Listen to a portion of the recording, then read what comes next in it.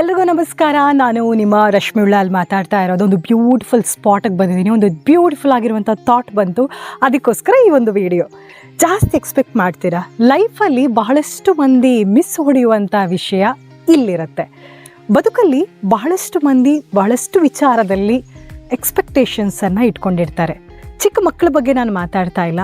ಒಂದು 22 ವರ್ಷ, ಒಂದು 23 ವರ್ಷದಲ್ಲಿ ನಾವೊಂದು ಸೆಟಲ್ಡ್ ಆಗಿರುವಂಥ ಒಂದು ಜಾಬಿಗೆಲ್ಲ ಹೋಗ್ತೀವಲ್ಲ, ಸೊ ಅವರಿಗೆ ನಾನು ಈ ವಿಚಾರವನ್ನು ತಿಳಿಸುವಂಥದ್ದು.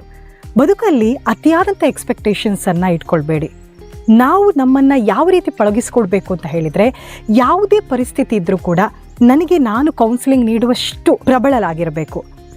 ನನ್ನ ಯಾವ ಸುಖ ದುಃಖ ಇದೆ ಅದನ್ನು ಮ್ಯಾನೇಜ್ ಮಾಡುವಂತಹ ಲೆವೆಲಲ್ಲಿ ನಾನು ನನ್ನನ್ನು ಬಿಲ್ಡಪ್ ಮಾಡಬೇಕು.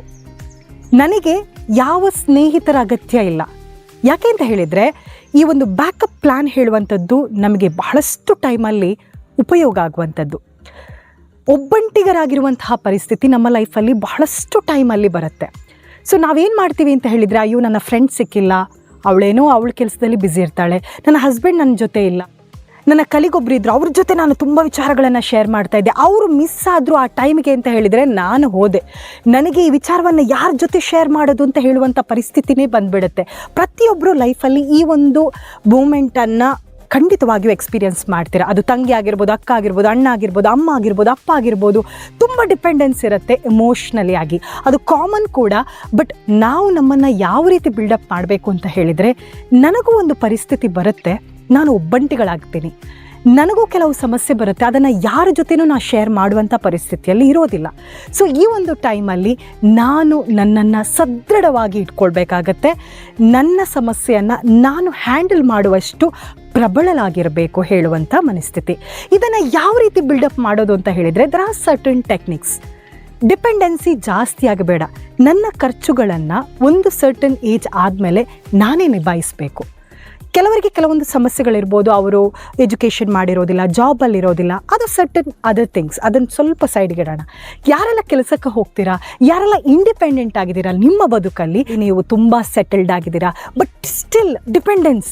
ಅಣ್ಣನ ಹತ್ರ ಸ್ವಲ್ಪ ಹಣ ಕೇಳೋಣ, ಅಕ್ಕನಲ್ಲಿ ಸ್ವಲ್ಪ ಹಣ ಕೇಳೋಣ, ಹಸ್ಬೆಂಡಲ್ಲಿ ಸ್ವಲ್ಪ ಹಣ ಕೇಳೋಣ, ಅವ್ರ ಹಣನ ತಾವು ಸುಮ್ಮನೆ ಖರ್ಚು ಮಾಡ್ಕೊಂಡು ಉಡಾಯಿಸೋಣ. ಸೊ ಈ ರೀತಿಯ ಒಂದು ಮೆಂಟ್ಯಾಲಿಟಿ. ಸೊ ನಿಮ್ಮ ಖರ್ಚುಗಳನ್ನು ನೀವು ನೋಡಿ, ಏನೋ ಒಂಥರ ಖುಷಿ ಆಗುತ್ತೆ. ನೀವು ಸೆಲ್ಫ್ ಡಿಪೆಂಡೆಂಟ್ ಆಗಿ ಇರೋದು ಬೇಡ, ನಾವು ಇಂಡಿಪೆಂಡೆಂಟ್ ಆಗಿ ಇದ್ದು ಆ ಒಂದು ಖುಷಿ ಇದೆಯಲ್ವ, ನಿಜಕ್ಕೂ ಕೂಡ ನಮಗೊಂಥರ ಪ್ರೌಡ್ ಮೂಮೆಂಟನ್ನು ಕ್ರಿಯೇಟ್ ಮಾಡುತ್ತೆ. ಕೆಲವು ಮಕ್ಕಳು ಕೆಲಸಕ್ಕೆ ಹೋಗ್ತಾರೆ, ಕೆಲಸಕ್ಕೆ ಹೋಗಿ ಆ ಒಂದು ಫಸ್ಟ್ ಸ್ಯಾಲ್ರಿ ಏನಿದೆ ಅದರಲ್ಲಿ ಆ ಒಂದು ಹಣವನ್ನು ಖರ್ಚು ಮಾಡುವಂಥದ್ದಾಗಿರ್ಬೋದು. ನಾವು ಯಾರಿಗೂ ಕೂಡ ಅತಿಯಾಗಿ ಡಿಪೆಂಡ್ ಆಗದೆ ನಮ್ಮ ಖರ್ಚುಗಳನ್ನು, ನಮ್ಮ ಎಮೋಷ್ನಲ್ ಥಿಂಗ್ಸ್ಗಳನ್ನು ನಾವು ಹ್ಯಾಂಡಲ್ ಮಾಡುವಷ್ಟರಲ್ಲಿ ಸ್ವಲ್ಪ ಕೆಪ್ಯಾಬಿಲಿಟಿಯನ್ನು ನಾವು ಮೇಂಟೈನ್ ಮಾಡಬೇಕಾಗತ್ತೆ. ಸೊ ಇದು ಒಂದು ದಿನಕ್ಕೆ ಖಂಡಿತವಾಗಿಯೂ ಆಗೋದಿಲ್ಲ. ಸ್ಲೋ ಆಗಿ ನಿಮ್ಮ ಮೈಂಡ್ ಸೆಟ್ಟನ್ನು ಇಂಪ್ರೂವ್ ಮಾಡ್ತಾ ಇದ್ದರೆ ಖಂಡಿತವಾಗಿಯೂ ಕೂಡ ಈ ಕೆಲಸ ಆಗುತ್ತೆ. ಸೊ ಅತಿಯಾದಂಥ ಎಕ್ಸ್ಪೆಕ್ಟೇಷನ್ಸನ್ನು ಬದುಕಲ್ಲಿ ಇಟ್ಕೊಳ್ಬೇಡಿ.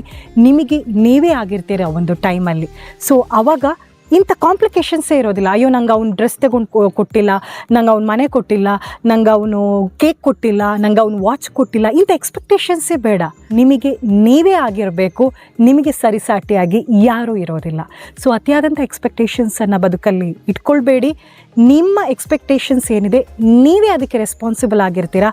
ಇಂಡಿಪೆಂಡೆಂಟ್ ಆಗಿ ಲೈಫನ್ನು ಲೀಡ್ ಮಾಡಲಿಕ್ಕೆ ಕಲೀರಿ. ಆವಾಗ ಯಾವುದೇ ಸುಸೈಡ್ ನೋಟ್ಸು ಇರೋದಿಲ್ಲ, ಯಾವ ಸುಸೈಡೂ ಇರೋದಿಲ್ಲ, ಯಾವ ಡಿಪ್ರೆಷನೂ ಇರೋದಿಲ್ಲ. ಯಾಕಂದರೆ ನಿಮ್ಮಲ್ಲಿ ಅತಿಯಾದಂಥ ಎಕ್ಸ್ಪೆಕ್ಟೇಷನ್ಸ್ ಇರೋದಿಲ್ಲ. ನಿಮ್ಮ ಎಕ್ಸ್ಪೆಕ್ಟೇಷನ್ಸನ್ನು ನೀವೇ ಫುಲ್ಫಿಲ್ ಮಾಡ್ತೀರಾ. ಸೊ ಒಂದು ಒಳ್ಳೆಯ ಯೋಚನೆ ನಿಮ್ಮ ಜೊತೆ ಶೇರ್ ಮಾಡಬೇಕು ಅಂತ ಅನಿಸ್ತು. ಇನ್ನಷ್ಟು ವಿಡಿಯೋ ಮುಖಾಂತರ ಇನ್ನಷ್ಟು ಅಭಿಪ್ರಾಯದ ಜೊತೆಗೆ ಮತ್ತೆ ನಿಮ್ಮ ರಶ್ಮಿ ಬರ್ತೀನಿ. Thank you so much.